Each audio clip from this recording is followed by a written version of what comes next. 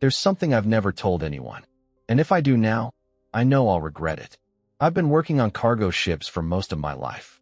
It started right after college, young, eager, hungry for adventure. The ocean called to me like it calls to every fool who thinks he can tame it. But the sea doesn't belong to anyone, and it sure doesn't care about your dreams. I learned that the hard way. Most people have this idea that cargo ships are just floating warehouses, moving containers filled with everyday goods, cars, electronics, clothing, food. But that's just what they want you to believe. The truth? The real business happens below the surface, in the shadows. Smuggling, secret shipments, things that don't show up on any official manifest. I've seen crates loaded in the dead of night, unmarked and untraceable. I've been on ships that were paid to sail routes that don't exist on any map. I've watched captains take cash-stuffed envelopes from men who disappear before sunrise. You ever hear about ghost ships? The ones that turn up empty, floating aimlessly with no crew? You think it's bad weather? Pirates? No. Some of them were never supposed to be found. And then there's the triangle. Sailors don't talk about it, not the way people on land do. To them, it's a myth, a tourist story. But when you've been out there, when you've seen the things I've seen, you stop calling it a legend. I remember the first time I sailed through it. Everything was fine. Calm seas, clear skies. Then the radio cut out. The GPS started spinning like it was drunk. The radar showed nothing but static, even though we were in open water. And then the fog. Thick, unnatural, swallowing the ship whole. For hours, there was nothing. No sound, no wind, just this heavy, suffocating silence. And then, just as suddenly, it was gone. But we weren't in the same place anymore. The ocean changes people. It wears you down, eats at your mind, makes you see things that shouldn't be there. But some things don't just exist in your head. Some things are real. And some secrets are buried beneath the waves for a reason. I've kept my mouth shut for years. Maybe out of fear. Maybe because no one would believe me. But after what happened on my last trip, after what I saw, I can't stay silent anymore. If you don't hear from me again after this, you'll know why. This is my story. And it starts with a shipment we should have never taken. People think life at sea is all storms and danger, but most of the time, it's just routine. You fall into a rhythm. Eat, sleep, work, repeat. Days blend together, weeks slip by, and before you know it, you don't even remember what dry land feels like. That was my life. That's all I knew. I started young, barely out of college. While my friends were chasing office jobs, I packed my bags and signed my first contract on a cargo ship. It felt like freedom. No ties, no expectations, just the endless horizon and the sound of waves crashing against steel. I told myself it was the perfect life. No rent, no bills, just hard work and the occasional port city to explore.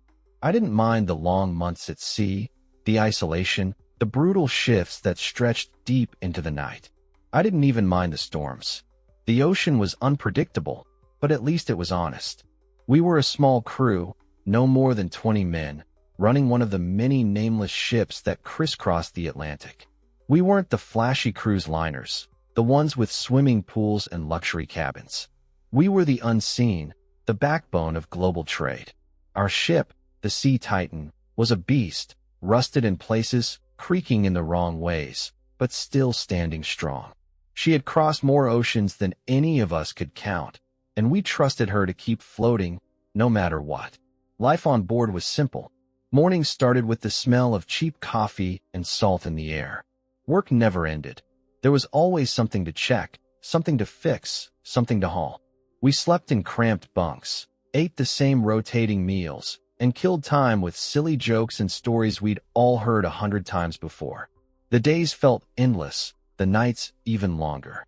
But out there, under a sky filled with stars, with nothing but the hum of the engine and the vast emptiness of the ocean around us, it felt like we were part of something bigger. Some guys had families waiting for them back home. I wasn't one of them. No wife, no kids, no one to call when we reached shore. Maybe that's why I stayed at sea for so long, because the ocean was the only thing that made sense to me. On land, everything moved too fast. People wanted things from you. But out here, All that mattered was the job. And then there was the cargo. Most of the time, I didn't ask questions. We moved containers from port to port, no different from 1,000 other ships.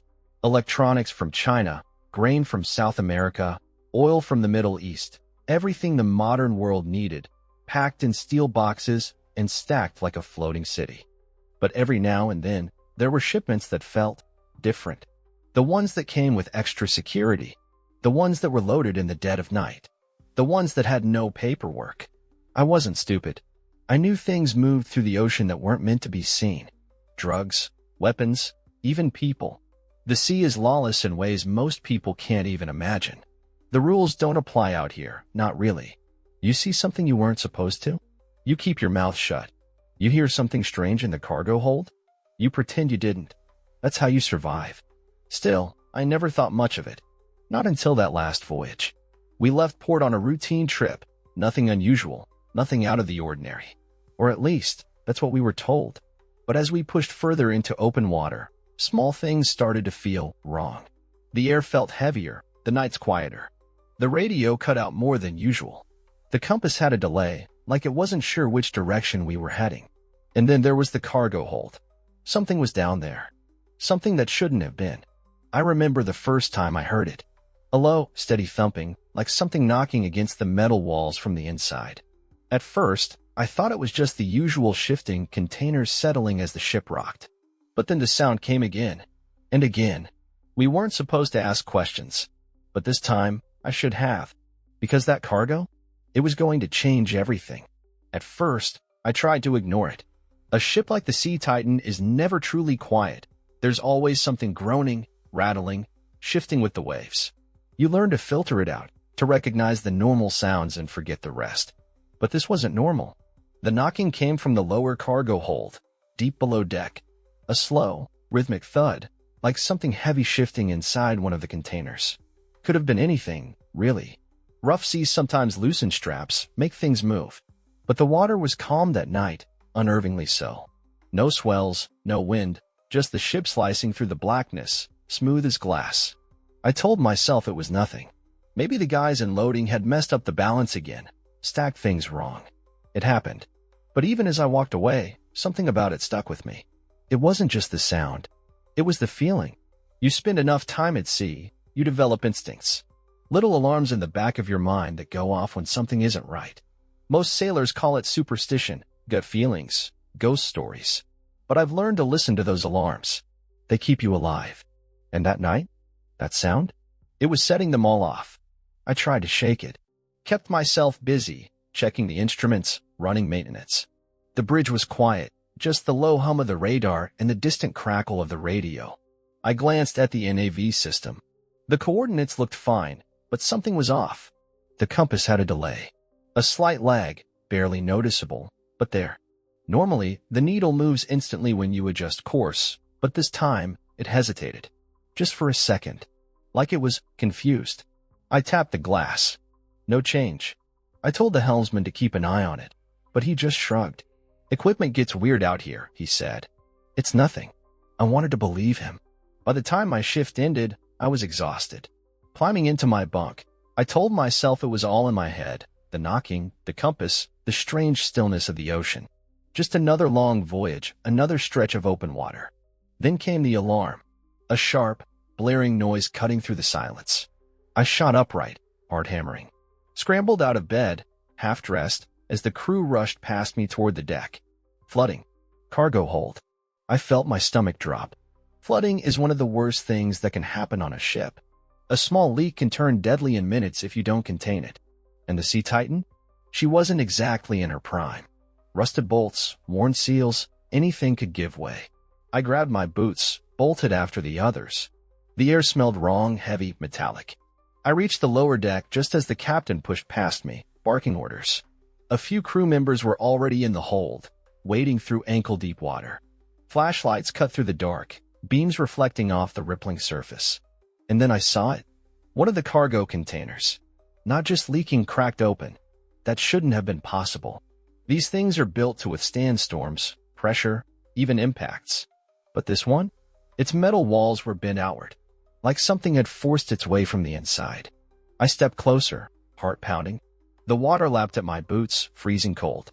Someone aimed a light inside the breach. For a second, I thought I saw something move. Then nothing. Just the dark. The captain muttered under his breath. "Seal it," he ordered. Now. No one argued. Two guys moved forward, hauling a tarp over the breach, locking it down. The water kept rising, but slower now. We worked fast, patching what we could. The whole time, I couldn't shake the feeling that something was watching us. By the time we were done, the captain had already decided, no questions, no reports, just keep moving. Whatever was in that container, it wasn't our problem. It wasn't on the books, and that meant we weren't supposed to know about it. I should have let it go. I should have walked away.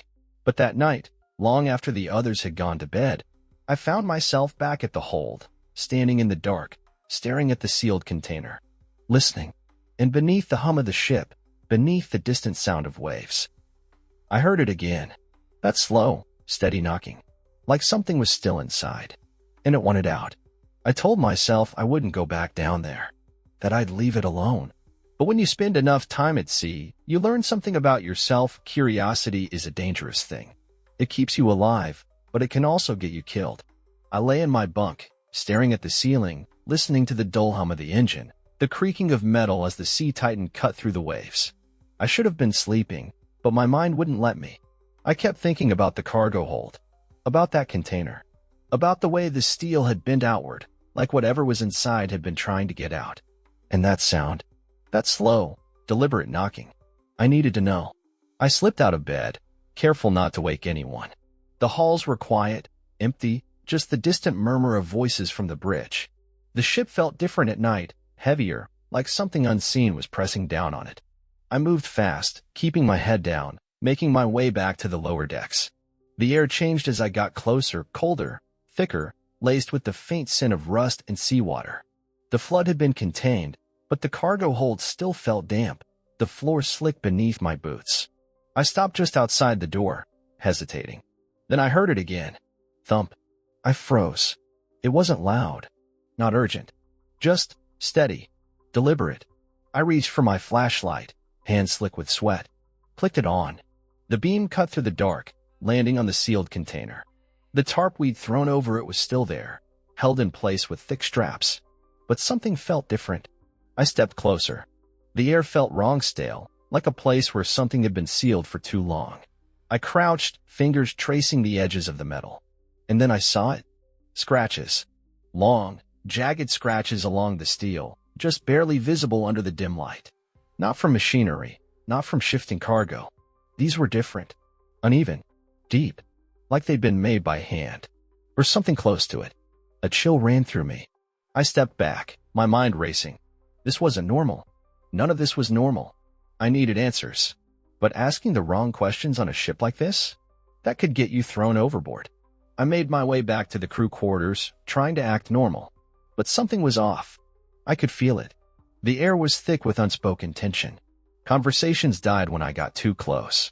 I started away. Even the captain, normally a steady, unshakable man, looked uneasy.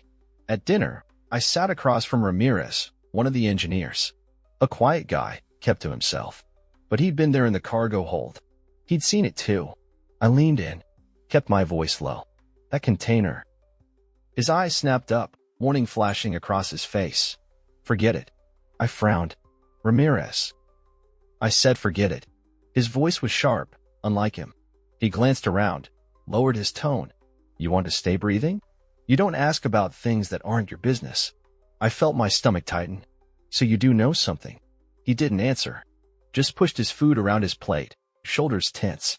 Then he muttered, barely audible, it was supposed to be on another ship. I stared at him. What? Ramirez exhaled, rubbing a hand over his face. That container. It wasn't supposed to be here. Last-minute change. No paperwork, no inspection. Just showed up at port, and we were told to load it. I felt a slow chill creep up my spine. Cargo like that? No records, no checks? That wasn't just a mistake.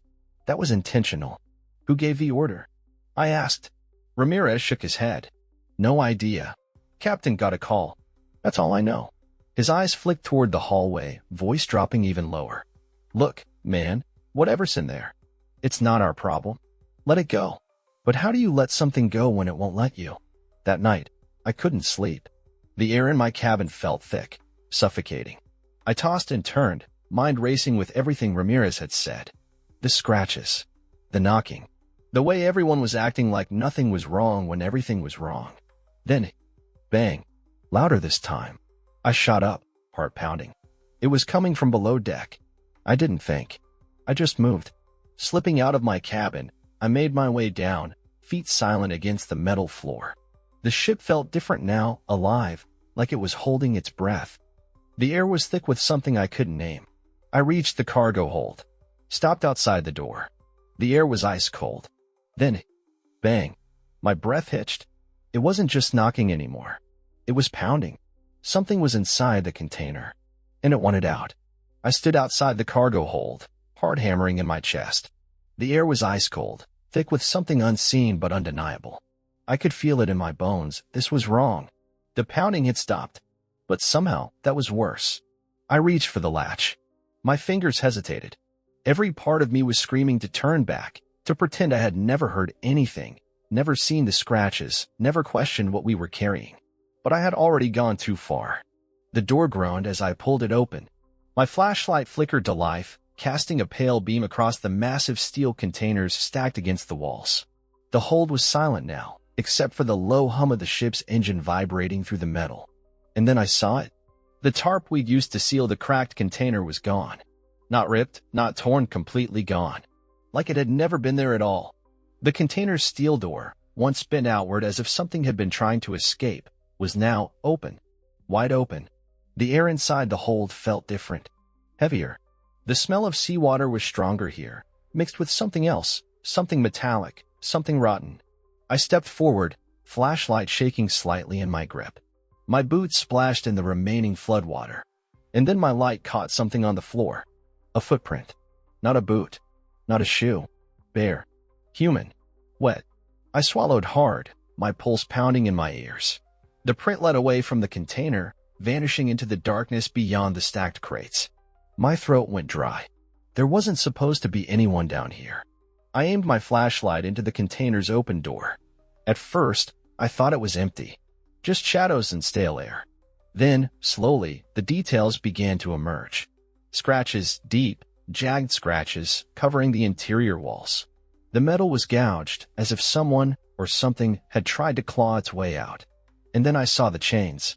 Thick, industrial chains bolted into the walls and floor. Heavy-duty restraints, meant to hold something big. But they were snapped, not unlocked, not unbolted, broken. I took a step back, my breath coming fast and shallow. That's when I noticed the crate inside the container. A small, reinforced box about the size of a coffin. It was still locked, but something had been inside it. Something big. Something strong enough to break free. I turned, scanning the cargo hold, flashlight trembling. Whatever was in here was out now. Then I heard it. A noise so quiet I almost missed it. A wet, ragged breath. Behind me. I spun around, the flashlight beam slicing through the darkness. For a split second, I thought I saw something move, a shape, low to the ground, just at the edge of my vision. Then nothing. Silence. The flashlight flickered. My hand was slick with sweat. I backed away, every muscle in my body screaming to run. Then I felt it. A shift in the air. The undeniable presence of something watching me. I bolted. I didn't stop running until I was back on the main deck, gasping for breath, heart slamming against my ribs. The ship felt wrong, like the walls were closing in, the ocean stretching endlessly in every direction, swallowing us whole. I barely noticed Ramirez until he grabbed my arm, his face pale. "You saw it, didn't you?" he whispered. I could only nod. He exhaled sharply, eyes darting toward the bridge. We're not alone on this ship. A chill ran down my spine, because I already knew he was right. And whatever was with us, it wasn't human. I stood there, breath shallow, heart hammering against my ribs. The deck was cold beneath my feet, but I barely felt it. My mind was still stuck in that cargo hold, replaying every second, the broken chains, the footprints, the wet, ragged breath behind me.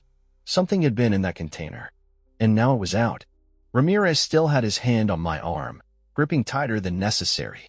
His face was pale, his eyes darting around like he expected something to lunge at us from the shadows. "We need to tell the captain," I said, my voice barely above a whisper. He shook his head, fast, almost desperate. "No, no, you don't get it." He looked over his shoulder, lowered his voice. "He already knows." I felt my stomach twist. "What?" Ramirez swallowed hard. "That shipment, whatever was in it, it wasn't a mistake. It was supposed to be here." I took a step back, my head spinning. "You're saying the captain?" "Don't say it." His voice was urgent, sharp. "You think this is the first time something like this has happened? You think it's the first time a crate shows up with no records, no questions asked? The captain doesn't just follow orders. He takes the money." My skin went cold. This wasn't some random smuggling job. This wasn't stolen goods, or weapons, or drugs. This was something else. Something alive. And now it was loose on the ship. A door slammed somewhere down the corridor, and we both flinched. The sound of boots on metal echoed through the passageway. Someone was coming. Ramirez grabbed my shoulder. "Listen to me," he whispered. "You didn't see anything. You didn't hear anything. If you start asking too many questions, you won't make it to port." I wanted to argue, wanted to tell him we needed to do something, but then I saw the fear in his eyes, real, raw, absolute fear. And that's when I knew. It wasn't just whatever was in that container that could kill us. It was the men on the ship. I forced a nod, stepping away just as two crew members rounded the corner. Evans and Price, two of the captain's favorites. The kind of guys who didn't ask questions, just followed orders. They barely glanced at us, but I caught the way Evans' hand lingered near his belt, right where his knife was. We weren't safe. None of us were. I walked away, trying to act normal, my mind racing. What was the plan here? What had we been carrying? And why in the world would anyone bring it onto a ship in the middle of the ocean? By the time I reached my cabin, my head was spinning. I locked the door behind me, exhaled shakily. The walls felt like they were closing in. The ocean stretched endlessly outside my tiny porthole, an abyss of black water that could swallow me whole. And for the first time in years, I felt trapped. Then a sound, not from outside, from inside my room. I froze. Slow, deliberate, the unmistakable sound of breathing. Shallow, ragged, wet. My blood turned to ice. My hand crept toward the small drawer where I kept my knife. I turned my head, barely breathing, scanning the dark corners of the cabin. Nothing. And then, a shadow moved. Right there, in the farthest corner, just beyond the weak glow of the emergency light. I swung my flashlight toward it. Nothing. Just empty space. But I swear on my life, something had been there. The air was thick, suffocating. My skin prickled. Every instinct in my body screamed at me to run. But there was nowhere to go. I forced my shaking hands to grip the edge of the sink, splashed cold water on my face. Tried to breathe. Tried to convince myself I was imagining things. That my mind was playing tricks on me. That the fear, the exhaustion, the stress, it was making me see things that weren't there. Then I saw the condensation on the mirror. The faint, foggy imprint of a hand. Not mine. I stumbled backward, slamming against the wall. The breath in my lungs froze. And then, in the silence, bang, from somewhere deep inside the ship. A sound like metal bending, breaking. And I knew in that moment, with absolute certainty, we weren't alone. The ship was too quiet. Not the normal quiet, the kind that settles over the ocean at night, when the only sounds are the distant hum of the engine and the soft lapping of waves against steel. No, this was different. This was wrong. It was the kind of silence that meant something was about to happen. I gripped the knife in my hand, my knuckles white. My heart hammered against my ribs as I stared at the faint imprint on the mirror, a handprint, still fogged over with condensation. But it wasn't mine. I turned, scanning every shadow in my tiny cabin. My breath felt trapped in my throat, my body screaming for me to run. But where? The Sea Titan was nothing but a floating prison, an endless stretch of metal corridors and dead ends, surrounded by thousands of miles of black, merciless ocean. Then I heard it. A footstep. Not from the hallway. Inside my cabin. A slow, deliberate step, just inches from where I stood. I lunged for the door, wrenching it open, my pulse in my ears like crashing waves. The hallway outside was empty, the dim emergency lights flickering. I moved fast, knife clutched tight, my breath ragged. I needed to find Ramirez. Something was on this ship. Something alive. And I wasn't the only one who knew it. I reached the lower deck, my boots echoing against the steel floor. The air was thick, humid, tainted. The salty smell of the ocean mixed with something else, something metallic, something wrong. The ship groaned around me, metal shifting in ways it shouldn't. And then, a scream. Short, sharp, cut off too soon. I ran. The sound had come from the cargo hold. My lungs burned as I reached the heavy steel door and shoved it open. The flashlight in my free hand shook as I scanned the darkness. The crates.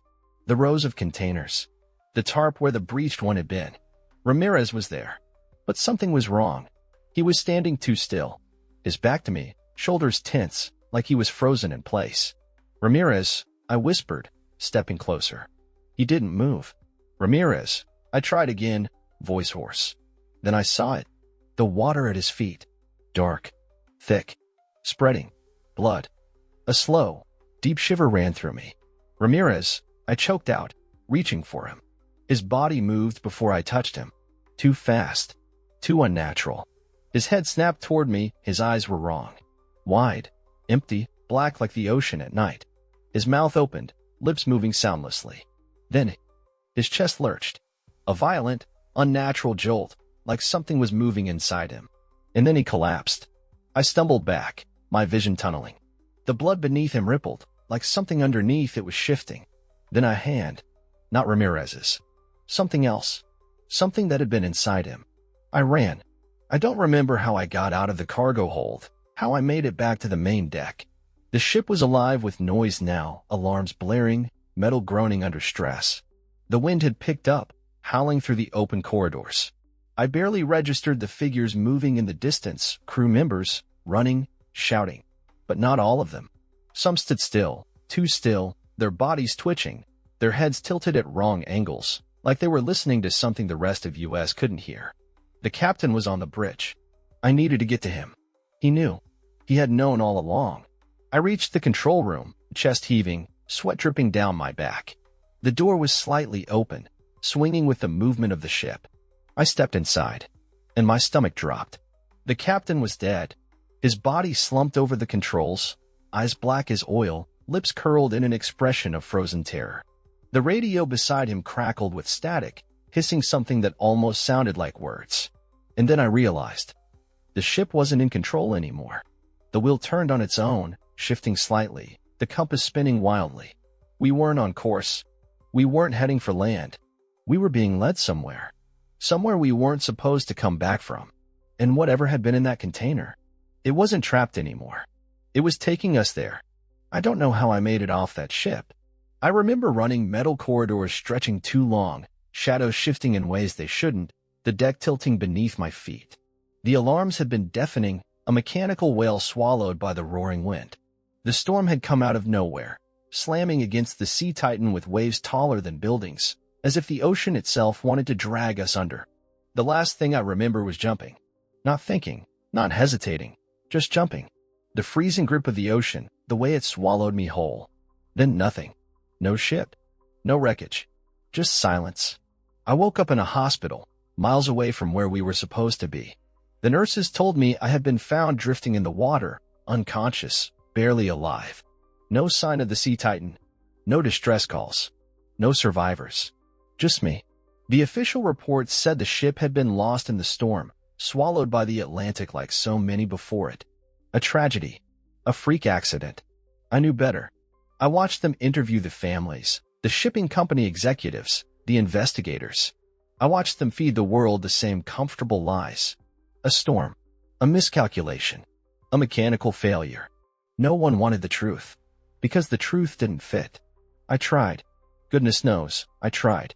I told them about the cargo, about the captain, about what I'd seen in that hold. I told them we were carrying something that shouldn't have been on a ship, shouldn't have been anywhere at all.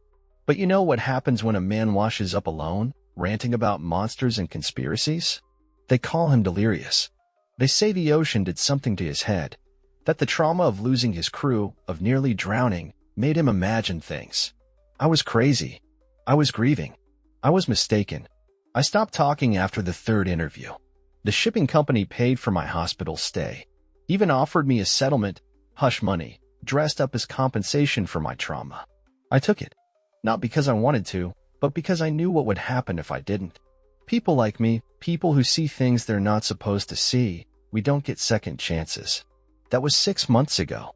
Since then, I've moved twice, changed my name, kept my head down. But it doesn't matter, because they know. I feel it every time I walk down a quiet street and catch a shadow moving where there shouldn't be one. Every time my phone rings and there's nothing but static on the other end. Every time I wake up in the middle of the night, heart pounding, feeling something standing just outside my window. And then there are the headlines. Cargo ships going missing. Entire crews disappearing without a trace. Vessels found abandoned, floating in the middle of nowhere, their manifest wiped clean. It's still happening, and no one is talking about it. The world moves on, pretending that the ocean is just another part of the map, that it belongs to us, that it can be controlled. But I know the truth. I saw what was inside that container. I saw what it did to Ramirez. I saw what it left behind. And if you're listening to this, that means I've already said too much, and they're already coming for me. I don't dream of the ocean anymore. I used to, before all of this.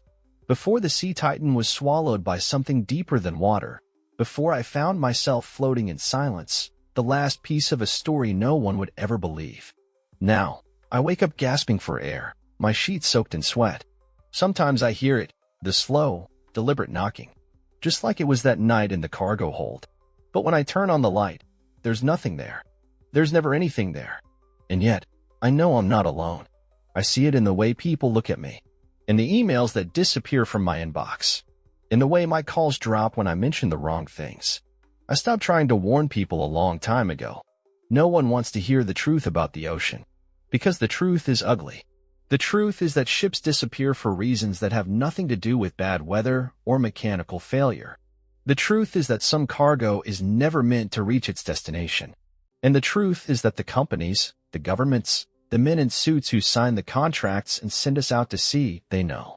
They've always known. But the ocean is the perfect graveyard. No footprints. No evidence. Just an endless abyss that swallows secrets whole. I spent months trying to piece together what happened that night. I traced the shipping routes, the manifest records, the last-minute orders that placed that one container on our ship instead of another. I found nothing. It was as if the Sea Titan had never existed at all. But I know better. Because sometimes, late at night, I find things in my apartment that I don't remember putting there. A folded piece of paper tucked into my jacket pocket. A set of coordinates scrawled on the back of an old receipt. A single, wet footprint just inside my front door. Someone is watching me. I don't know how much longer I have before they decide I'm too much of a problem. I don't know if I'll even be alive to see the sunrise tomorrow. But before I disappear, before they wipe my name from the records the same way they did with my crew, I need to say this. The ocean is not what you think it is. You look at it and see adventure, freedom, maybe even peace. But that's just the surface. Underneath, it's something else entirely. Something ancient. Something waiting. And sometimes, we bring things up that should have been left alone. I don't know if it was man-made. I don't know if it was something older, something the world forgot about until we disturbed it. But whatever we were carrying that night, whatever broke free from that container, it didn't drown. It didn't die. And somewhere out there, in the endless black of the ocean, it's still waiting. So if you ever find yourself at sea, alone on a quiet night, and you hear knocking from below deck, don't open the door. I'm not the same person I was before. I used to believe in order, that the world had rules, that things made sense if you just looked hard enough. But now, I know better. Now, I know that there are things people aren't meant to understand. And the worst part? I was never meant to survive. I should have gone down with that ship. I should have been just another missing name on a list, another statistic no one questions. But I didn't. I came back. And I think that was a mistake. I don't know if I was supposed to live, or if I was let go. But I do know this, somewhere, out there, in the deepest part of the ocean, something is watching, waiting. And next time, it won't let anyone leave. If you've made it this far, then I need you to listen carefully. This isn't just a story. This isn't just something you hear late at night and forget by morning. This is real. It happened. And I'm telling you because someone needs to know, because someone out there, maybe you, will understand. I don't expect anyone to believe me. I stopped expecting that a long time ago. It's easier to laugh it off, to call it a hallucination, a sailor's paranoia. Maybe that's what you're thinking right now. That I'm just another guy who spent too long staring at the waves, that I let the isolation mess with my head. But tell me this, why do ships still vanish? Why do whole crews disappear without a trace? Why do they always blame the weather, the malfunctions, the unknown circumstances?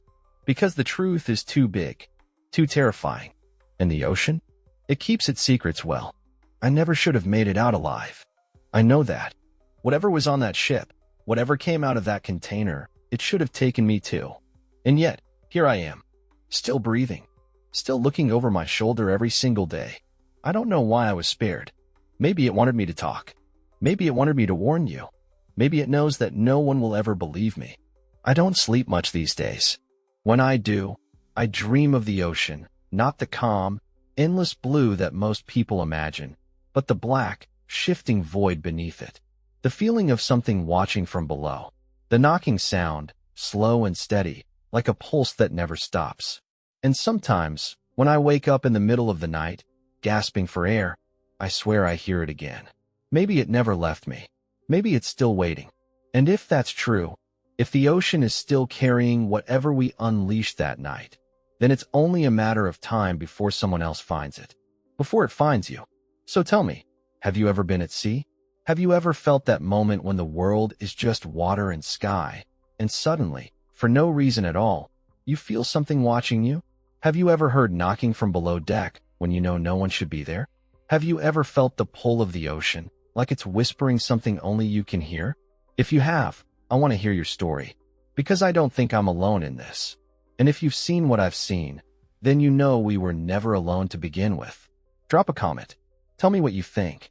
Tell me if you've ever felt something strange out there, something that doesn't make sense. Because maybe, just maybe, we're not crazy. And maybe, before it's too late, someone will finally listen. I told this story because I had to. Because the weight of it is too much to carry alone. Because I know there are others out there who have seen things they were never meant to see. If that's you, if you've ever had a moment where reality cracked just a little, I need to know. This isn't just about me anymore. It never was.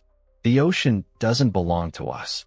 And if we keep pretending that it does, if we keep poking at the things that should stay buried, one day, we won't come back. So tell me, have you ever felt it watching you? Because if you have, then you already know how this story ends.